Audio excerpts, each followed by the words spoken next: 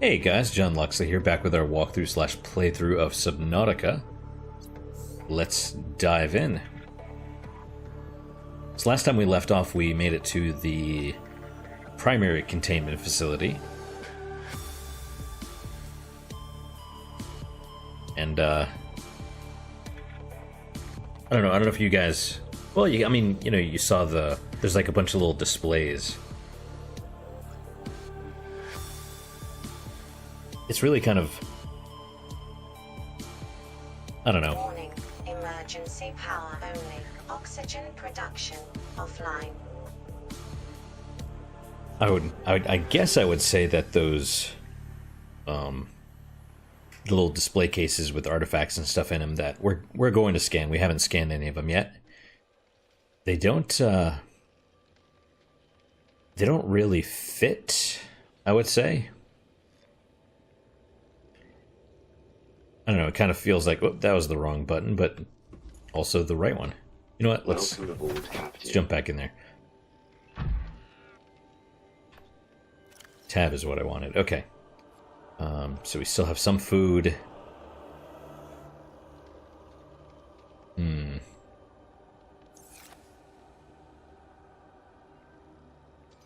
know what I will do? First... Let's just repair this real fast.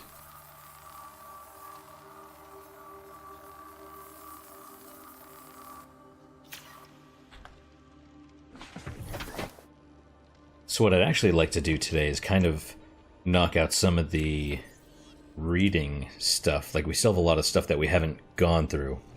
And then we have 10 of those things. We have 10 of these display cases that we gotta look at, and they all have little artifacts and stuff like that. And I kind of feel, maybe a bit out of place. Oh, that's the hive mind thing. To me, they feel a little out of place, almost like Kickstarter backer things. Like, hey, do your donate whatever, and then we'll throw something of your design in the game. Maybe that's not what happened, I'm not entirely certain, but it's kind of how it feels. Or maybe it's a little bit more rushed since it's the end of the game. So, creature decoy. This we picked up from the life pod that was floating on the surface right next to the Aurora. This advanced deployable is a catch-all solution for mimicking the behavior of a living creature for purposes of scientific research or predator evasion. Vibrates, cycles air and water, and sends out randomized high-frequency sound waves to emulate a living organism. May be hand-placed or launched from compatible Cyclops submarines. Short onboard battery, provides limited lifespan, attracts predators of all kinds. So we actually used one of these when we were descending from the Lost River area into the inactive lava zone. And you can see right here a little Reaper Leviathan. It's like going to be attracted to it. Light stick. This is kind of neat. I guess it's like lumens or brightness or something. And it's in the A plus area. A mobile battery-powered LED light which provides low-level lighting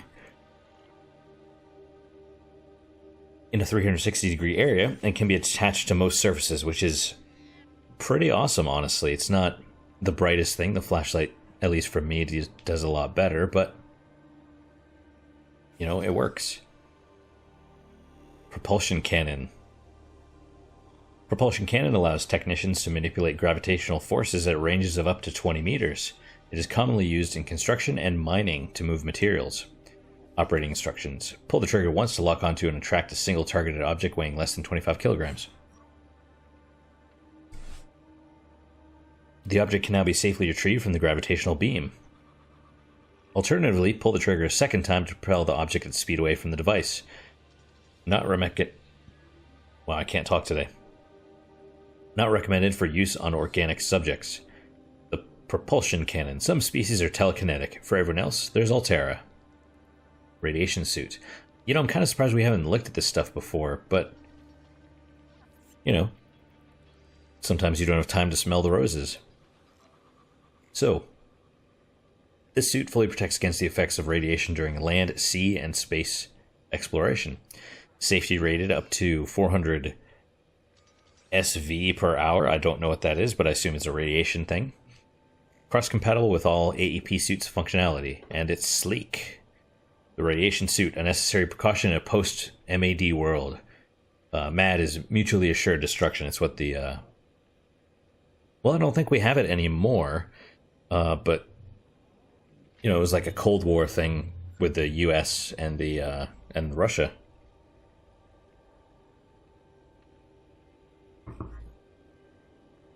Drinking a little bit of coffee as well.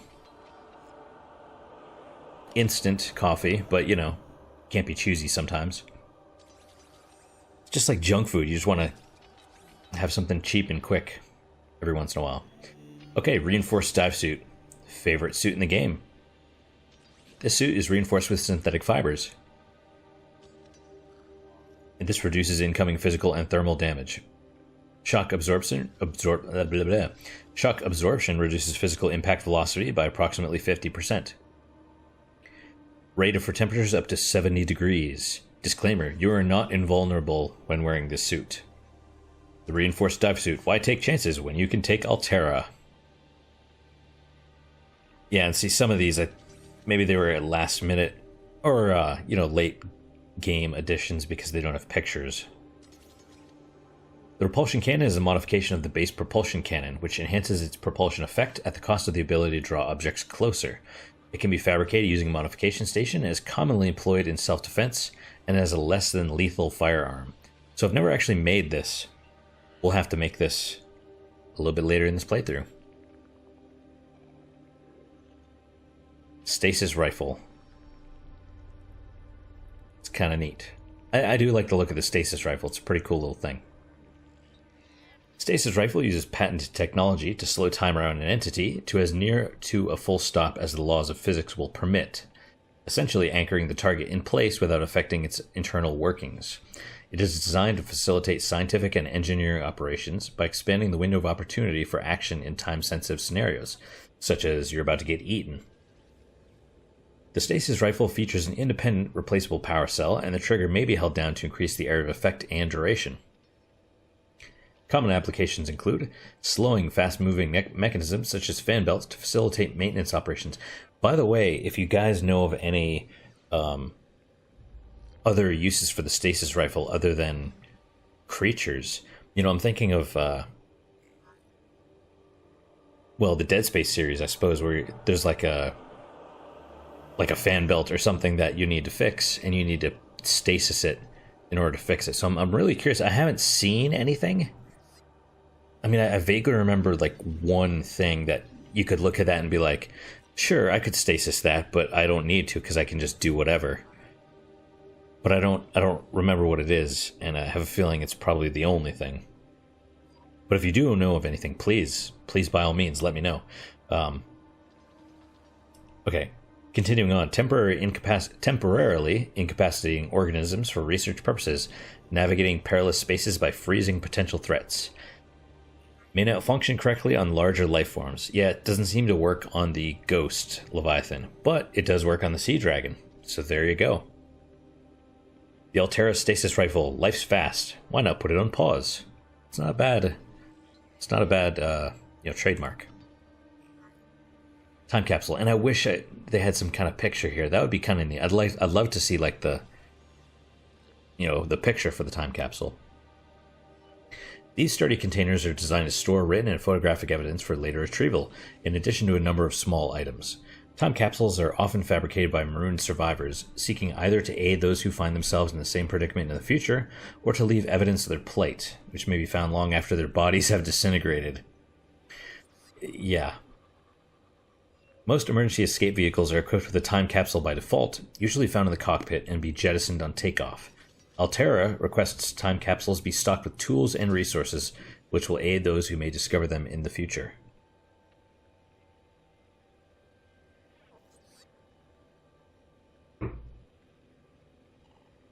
Right, so so equipment is good. There's habitat installations. Our food seems to be dropping fairly regularly, as does our water, of course.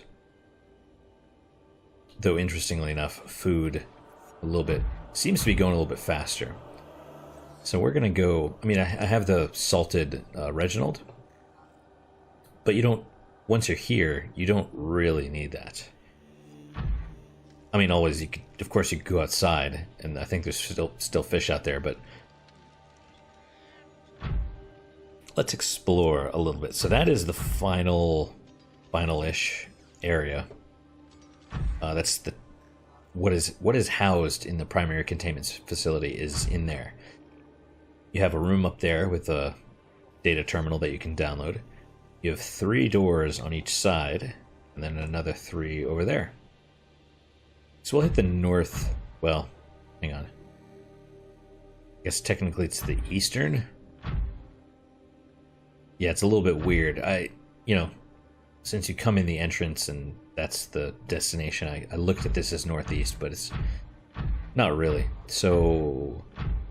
Oh, Manny Cat is trying to get in my lap.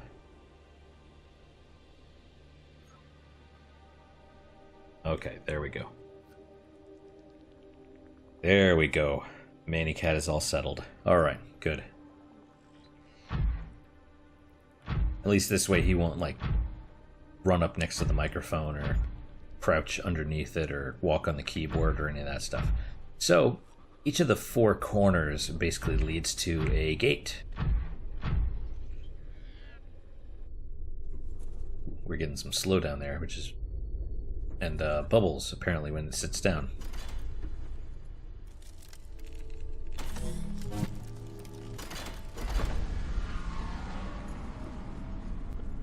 Welcome aboard, Captain. Good to be back.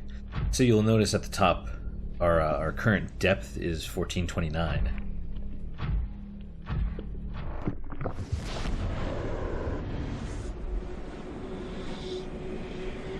And this takes you to 239.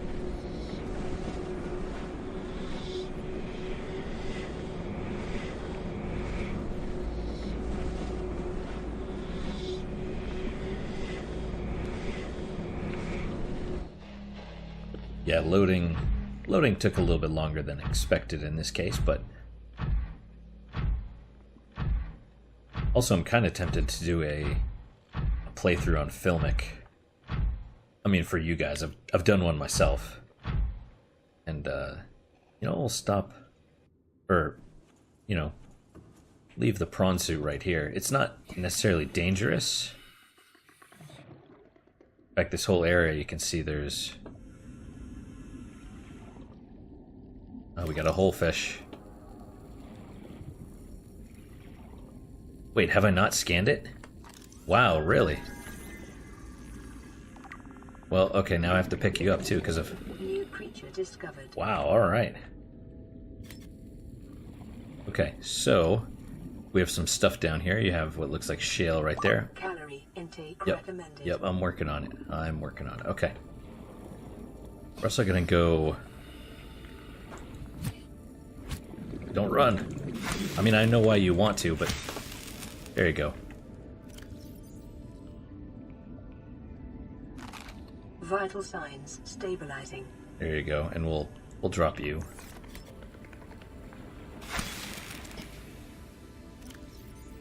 Kind of feel bad. He's like, freedom! And then, well, not quite freedom.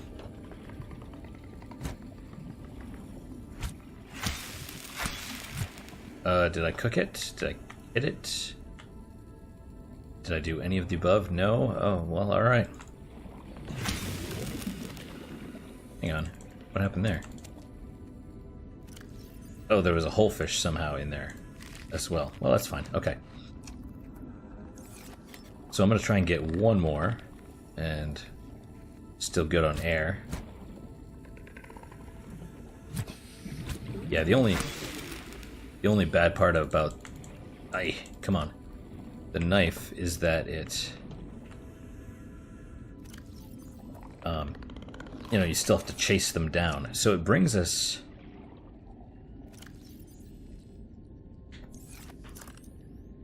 brings us there. So you come out here and there's lithium also. Ooh, I might have to pick that up. We're definitely going to need more. It actually brings us out here into the mushroom forest near life pod 12? Life pod 12? Let's find out. No, 13. Carrying the high priority passengers remains. So as far as the map goes, it's kind of on the northwest.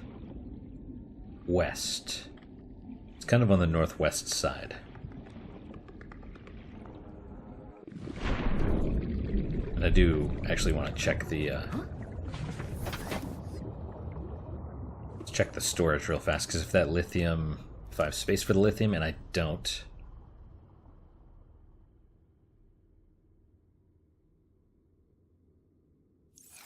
I have space now. Let's go get it.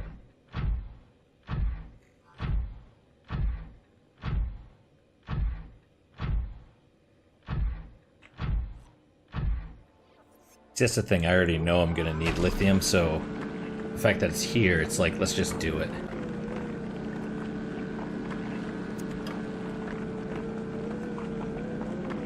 It's kind of, it's gonna be ridiculous how much you need for building the rocket. You know, because it all takes, the rocket takes so much plasteel, which requires, you know, like 10 titanium and then 2 lithium per plasteel ingot. But, you know, whatever. You do what you gotta do.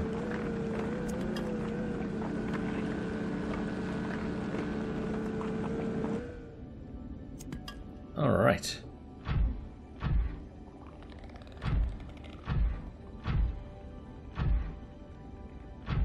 So our base is about... well, that's not too bad. 1,000 meters or so. So these gates basically bring you kind of near the 4 corners of the map. More or less.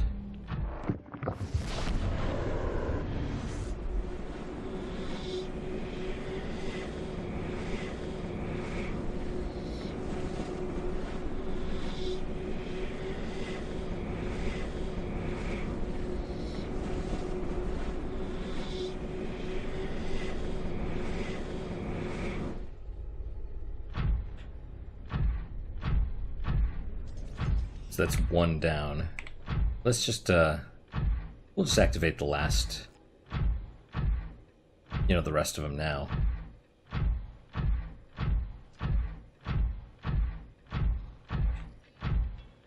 I'm not gonna jump through all of them. I just wanted to kind of show you guys what they do. I mean, let me rephrase. I will jump through all of them, but not right now.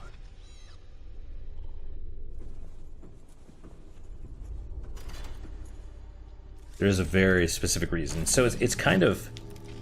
hey, you. I say that to my cats. That was kind of mean. I didn't deserve that. So this one goes to either the bulb zone or the crag fields.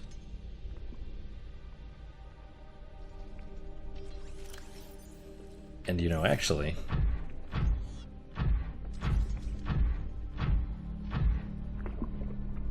I will go through, because I need to figure out.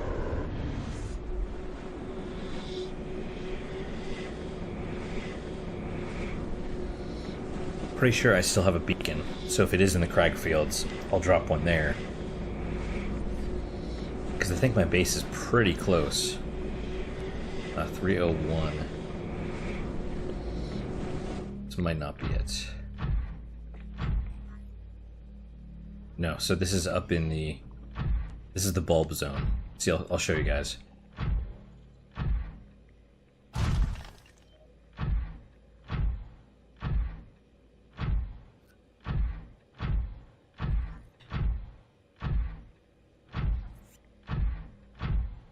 They're also pretty well hidden. So see, there's the and fish swim through sometimes. That's fine. And of course, there's a bone shark right there. and it bit me. You know what? This is what you get. Okay, it's toast. Alright. Revenge. Right, okay, so there's the bulb zone. And then we'll leave our victory corpse behind.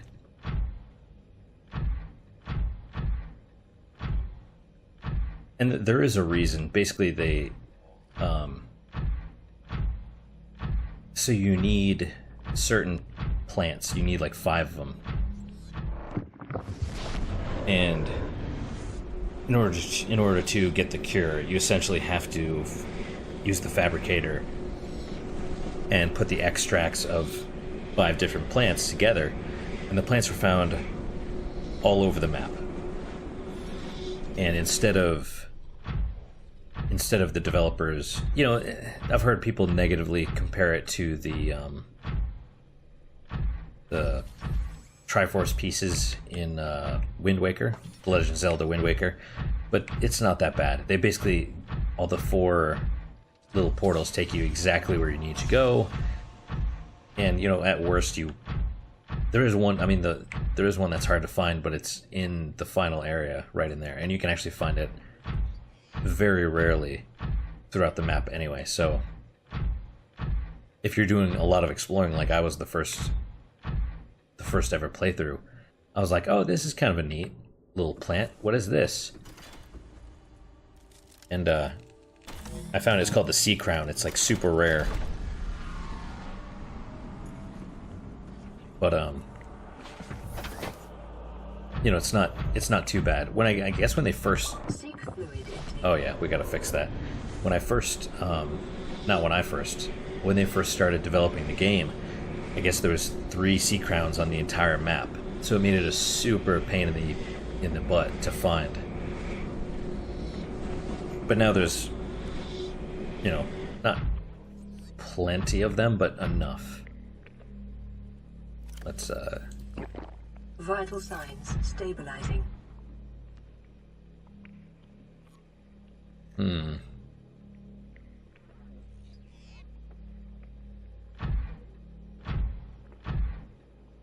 Okay, so I must be in the crag fields.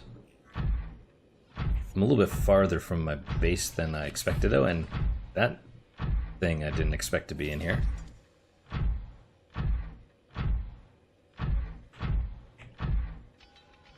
And those guys are having a good time, so we'll just leave them alone.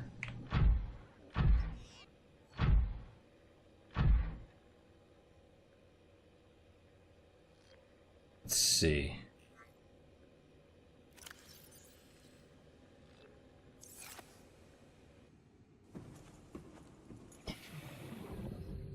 Right, see, we're basically here with the bone sharks.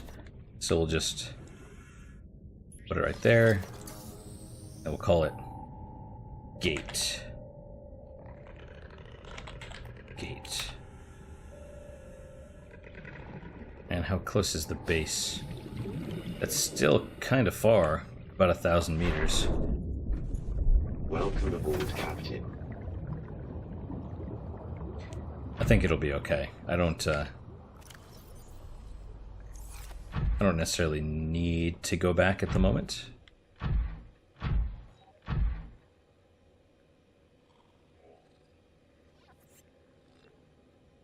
I'm debating whether I should, though, because look at how fast our... You know what, let's just go, because our water is going down very rapidly. And there's nothing wrong with picking up a little bit extra. So I'm gonna leave the prawn suit right here. And I don't need to pick up that salt, actually. So we will just pull this out and then go back.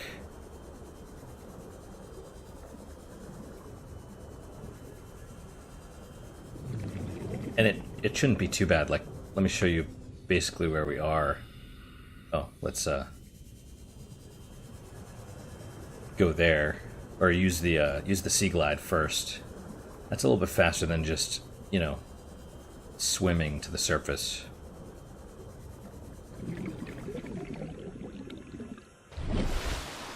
See, we're kind of directly behind it.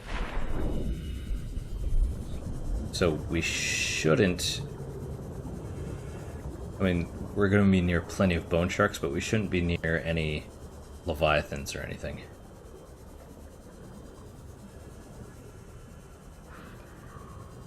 And there's your life pod. The one with the Markiplier doll. I still think that's kind of funny that they put that in there. Look at all the bone sharks just chilling. But I mean, you know, this is kind of their area.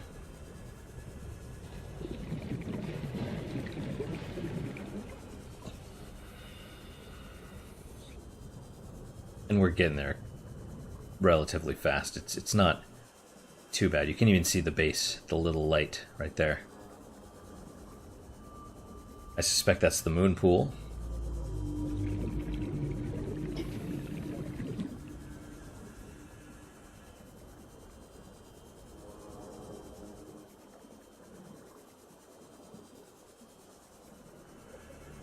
Alright, let's see if we can do it this time. Welcome aboard, Captain. No. I did it in spirit, though. That's what counts.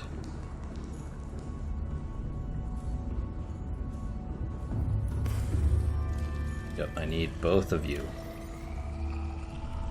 And, you know what? We'll take both salts, also. How much space do I have in here? Enough to do that.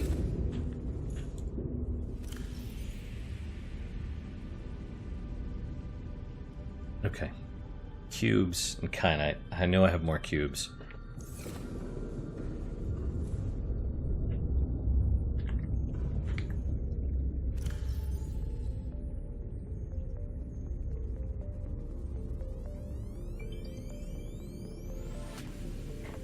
Why not? Just replace all the batteries that I can, you know what I mean?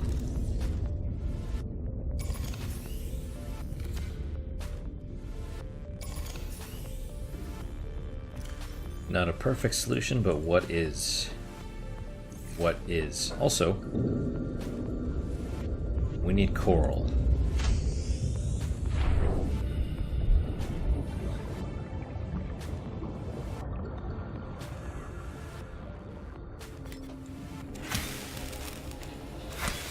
Sometimes I forget just how pretty...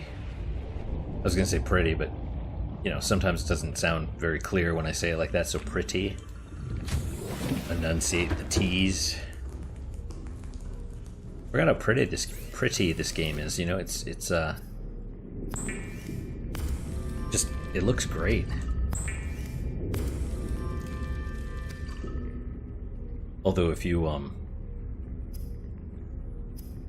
right, all the different cooked red eye, cooked magmarang, cooked whole fish. I'm surprised I've never scanned or got the whole fish. That's pretty interesting.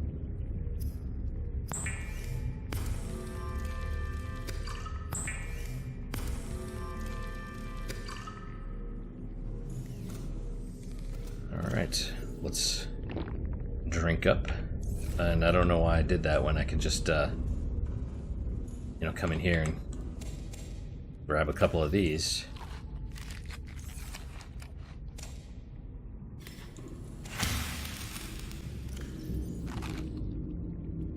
Boom. Well, alright then. Alright, so before we head back, let's read a little bit more. Oh, and the blueprints, I'm sure, are the food. Or, food items, you know? Alien containment. Despite huge Altera-led advancements in stellar technology, exploring new worlds still has its challenges. And alien life forms are one of them. That's why we built the Alien Containment Unit. Unit is designed primarily to breed larger or more dangerous species. Man, just reading this stuff makes me want to play XCOM for some reason.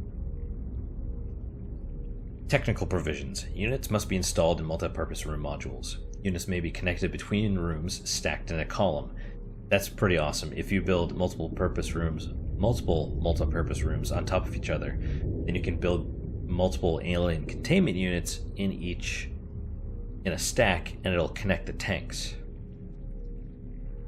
A hatch must be installed in order to access the unit. The base of the unit is a planter, allowing sea flora to be grown from seed. Breeding tips. Provided sufficient time and living space, organisms of the same species should mate and reproduce. The only exception is your cuttlefish. It'll never produce more eggs. Or more cuttlefish, even if you put 2 of them in there. I think there's like 5 in the world. Eggs inside the unit will hatch over time. Organisms raised from birth in captivity often exhibit unusually passive behavior. That's in the tank. Obviously, we saw that if you take them out, they'll still attack you, although it seems like they didn't prioritize attacking me, so that's passive for them, I suppose. Warnings. Environmental controls may fail if the unit is overpopulated. It won't become overpopulated unless you put more in it than it's allowed. And I don't even know what that means. Infections may be transmitted faster between specimens in artificial environments. Never tap the glass. You don't know what will tap back or how hard. Kind of reminds me of the mantis shrimp. You can put them in aquariums and they will actually smash the aquarium. And, of course, kill everything inside, including themselves, because they're trying to get to you, which is awesome and horrifying.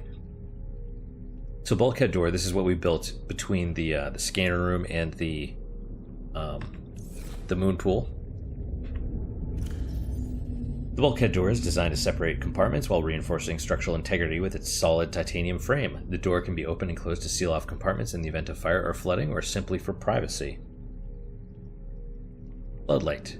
Standard issue floodlight is designed to focus a bright beam of light in a single direction, useful in all kinds of industrial and emergency operations. Functions in all known environments. Interior grow bed. Designed for use exclusively inside regulated habitat modules, the interior grow bed is more compact than the outdoor version and features a hydroponic nutrient delivery system. Modification station. Where the standard fabricator atomically rearranges raw materials to form complex devices, the mod station is able to combine complex devices to enhance their function. Most industrial vessels are fitted with a complement of equipment modification stations, which enable engineers to adapt their tools on the fly. To conserve hard drive space, the modification station is excluded by default from most personal emergency blueprint libraries. However, extreme environments such as ocean and desert-class planets may necessitate the adaptation of basic survival tools for unanticipated applications. For this reason, access to a mod station is always recommended. The moon pool. The moon pool is an essential module for long-term exploration. They're not kidding. Its primary function is as a dry dock for small vehicles such as the Seamoth and Prawn Suit.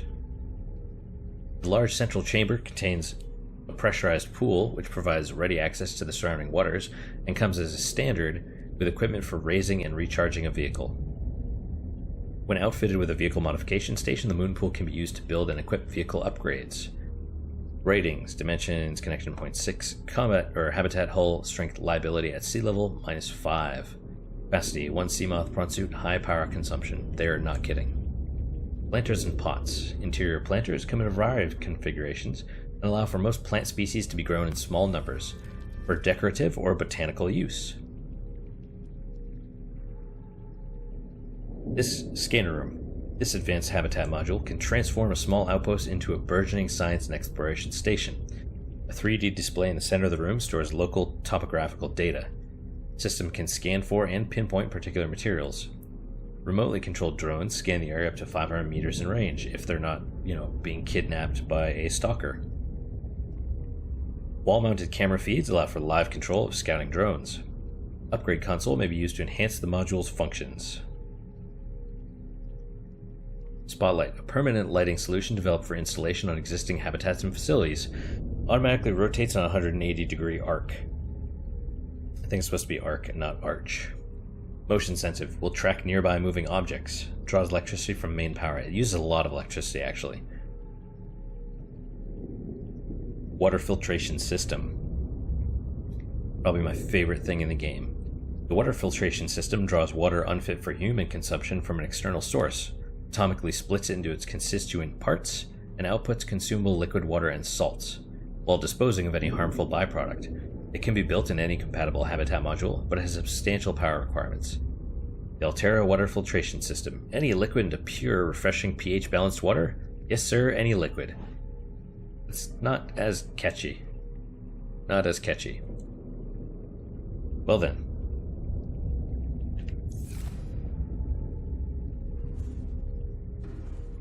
Let's head back. But first... Let me pause for a second, I gotta adjust the cat. So I go to reposition him and he decides he wants to jump off and go check his food bowl. So, you know, it's fine. Alright. Back to our beacon and prawn suit.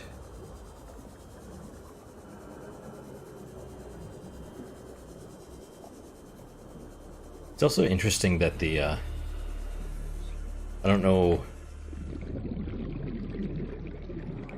I don't know why there's so many rocks up there, but alright. It's interesting the, kind of the ambient lighting changes as you switch to different biomes. See, it's getting darker, even though it was like, it was darker, or it's getting darker because you're in the crag fields. See? Not necessarily because you are getting deeper or anything, it's just... What the heck? What is going on? Am I... Oh, come on, man. I thought... Was it... Oh, that's why.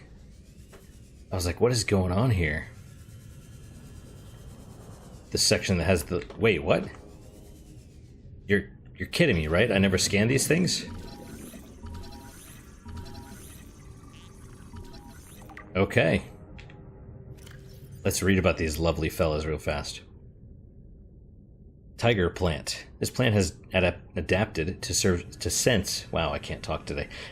This plant has adapted to sense fluctuations in the water at up to 15 meters, and is capable both of prehensile movement of its tubes, as well as the propelling of thorns at speeds up to 10 meters per second. You see the tubes, or not the tubes, the thorns still hitting me. Although capable of incapacitating small herbivores, this plant lacks carnivorous digestive organs. Would-be predators caught in its defensive perimeter serve as a warning to other herbivores not to approach, and then they decompose. They serve as fertilizer for the tiger plant. Assessment: avoid or incapacitate. So interestingly enough, if you hit them with your knife, like so, after a few hits, you'll kill them. But since they're basically a plant, every time you hit one, you get seeds. And if you plant them, they'll still turn around and attack you. So that's a little bit annoying. Where are we going here? Okay. Just kind of...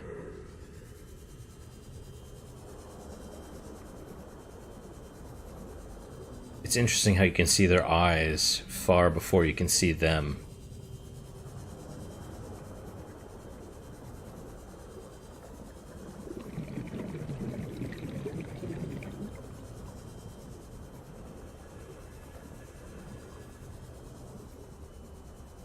Alright, almost back.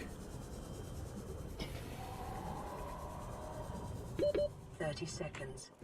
Welcome aboard, Captain.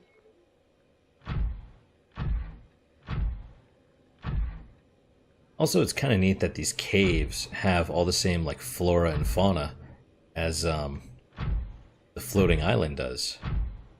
I mean, I'm going to be honest, that doesn't really make a whole lot of sense to me, and okay.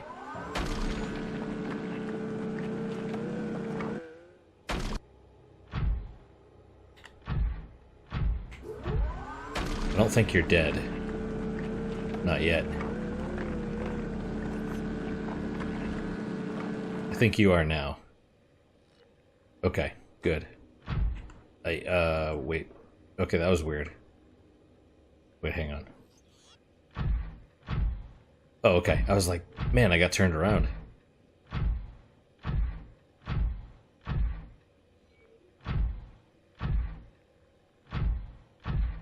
we doing on time? About 40 minutes. Okay. So I'd like to finish reading the rest of this stuff, if possible, and then scan and read the rest of it. It's kind of funny because it was originally going to be a shorter, well, yeah, I mean, definitely shorter episode, but, well, I mean, that's not happening, so oh well.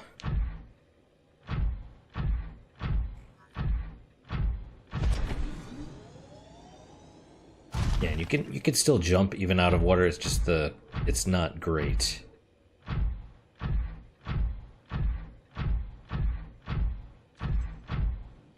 And we'll just activate this last one real fast. This one actually goes to the Lost River. It kind of spits you out near the... Right, because I don't have any ion cubes. Just take one.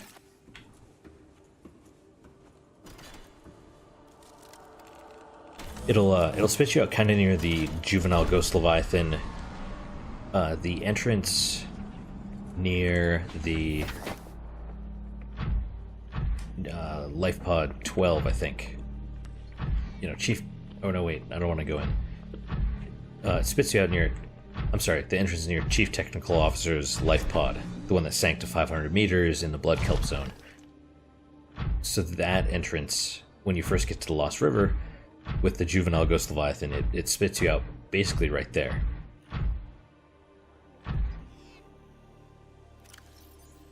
Alright, so I know I haven't read most of this stuff. We still have the data downloads, the whatever, the hive mind of Strader 5 or whatnot. And we will read that. It's long, though. It is long. Okay, Crashfish, our little buddy. Look at those evil guys. This unusual species has developed an emergency defense mechanism based on mutually assured destruction. Forward-mounted eye enables the creature to identify and track potential predators, although honestly, it should have 2 eyes, so it can engage in depth perception. I think it only has 1. Sulfur plant. Sulfur plant. The sulfur plant. Sulfur plant. Wow, I'm terrible. My humor is awful today. I mean, normally, yes, but awful worse? Worse today? The sulfur plant has evolved to feed on sulfuric compounds secreted by the crashfish, which makes its nest within its leaves. Stronger, more protective plants provide superior nesting grounds, which in turn provide the plant with more nutrients from larger crashfish. Defense mechanism. Concentrations of sulfur build up in the organism over time.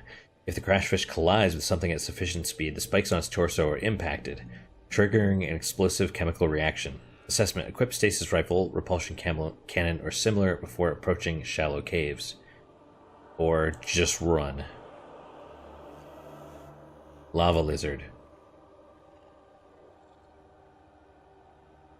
Medium-sized predator adapted for life in volcanic regions and remarkably able to spit molten rock at its foes. Had to drink a little coffee there. 4 mounted mandibles. 4 as in forward. Designed to do maximum damage to prey, sharp internal teeth tear through flesh and bone alike. Scar tissue. Likely due to regular exposure to magma, lava lizards build up a thick layer of scar tissue over time, which enables them to withstand ever greater temperatures inside and out. Well, I guess they would be covered in it then, right? But they're not. But I'm okay, I'll let it go. Behavior. It is able to both defend itself by burying its body in magma and go on the offensive by spitting molten rock at its foes. Assessment. Avoid, especially in the presence of lava flow. Mesmer. Yeah, these ones. Look at those guys. You think this was developed... Because the eyes are from Hypnotoad. You know? Oh, and that shows its jaws or whatever. Like, this thing opens out and it, like, attacks. Small carnivorous life form with a unique hunting mechanisms that enables it to hypnotize its foes. The outer wings. The mesmer swims using a number of wings which can be angled up and forwards on approaching its prey. Tiny lenses on the surface can be tilted independently to create mesmerizing patterns, which flood the victim's brain with enticing messages, interpreted in whatever form is most convincing by the target. Outer shell. The mesmer can open its jaw-like recess in its protective outer shell in order to share its beauty. Do not resist. Assessment. Draw closer. I mean, I get it. It doesn't really make sense, though, because it's not mesmerizing your PDA. But it's okay. Mesmer is cool. I'll let it go. Sand shark. They even show that it's like hiding under the surface right there. A powerful medium-sized predator that burrows into the sand and ambushes its prey from below. As with many predators, it may be possible to temporarily distract sand sharks by feeding any hungry specimens that draw close. Forward dorsal fin. The unusual location of this fin suggests a purpose unrelated to movement through the water. It may be employed in shifting sand beneath the surface or in mating rituals, or may simply be an evolutionary dead end. Thick armor plating renders the sand shark almost immune to attack from above. While it is capable of impressive acceleration, its exoskeleton prevents it from changing direction quickly. The sand shark is thus a perfectly designed ambush hunter, but ill-suited to sustained pursuits. Feet. Ill-designed for ambulation, likely used to disturb the surface of the sand so the life form can burrow into the ground. Assessment. Avoid. Be vigilant for ambush in sandy biomes.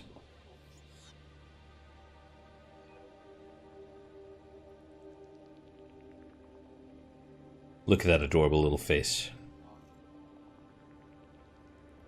It looks bored. I mean, seriously.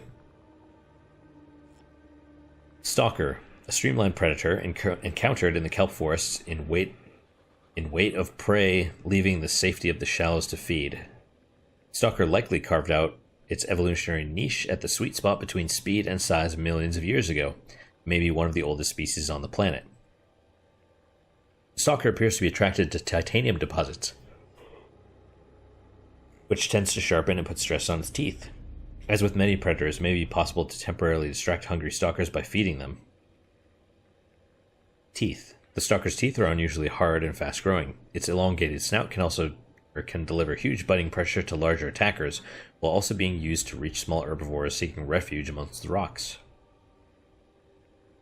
Retinal layering on the eyeball suggests adaptation for nighttime hunting. Dorsal ridges can be moved independently to deliver superior maneuverability. Long and powerful, the stalker has evolved to hunt the fastest of prey. That's what it uses its pelvic fins for, which I don't see. Pelvic fins are number 4, but I don't... Maybe it's...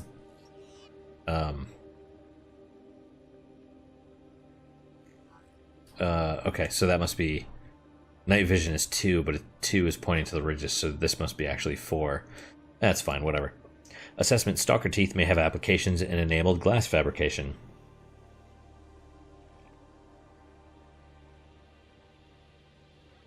Extended analysis of acquired dental samples has been completed. Samples matched a species designated Stalker. Stalker teeth exhibit extraordinary lightness and strength and contain only trace amounts of calcium. The edges show signs of wear and are studded with metal flakes, providing evidence that the stalkers chew on metal deposits in order to sharpen their teeth. Assessment. Applications as a natural substrate in enabled glass fabrication. So this is the warper. The first time we scanned it. The ones that are around. An aggressive creature with the ability to teleport itself and others in space. No genetic crossover identified with indigenous life forms. Demonstrates no recognized defensive behavior. Head. Mechanisms located in the head region provide its warping capability, which it uses to stalk its targets. Appears to hunt other life forms, but no digestive organs have been identified. Internal structure considerably more complex than other known organisms. Unable to distinguish whether organic or artificial in nature. Assessment. Further research required. So that's I think is pretty cool. that it's so complicated, it's so complex that you can't actually tell if it's organic or not. See, we're already starting to get hungry again.